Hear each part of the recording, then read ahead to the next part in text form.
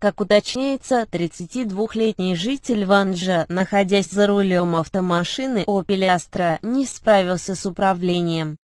И в результате машина опрокинулась в реку Ванжоп на территории Ванжского района Горно-Бадахшанской автономной области. Произошло дорожно-транспортное происшествие, в результате которого машина упала в реку, сообщает официальный сайт Министерства внутренних дел РТ. Водитель и его 28-летний пассажир получили ранения и были доставлены в больницу.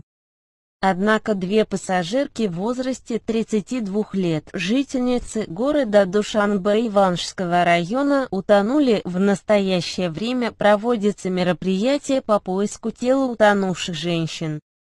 Отмечается в сообщении пресс-службы правоохранительного ведомства. Напомним, 13 июля в Таджикистане сильный ветер унес в реку женщину и мальчика, они утонули. Жительница поселка Гарем, которой было 33 года, и 16-летний подросток из села Руноп проходили через переправу реки Сурхоп. Мощным порывом ветра их снесло с моста.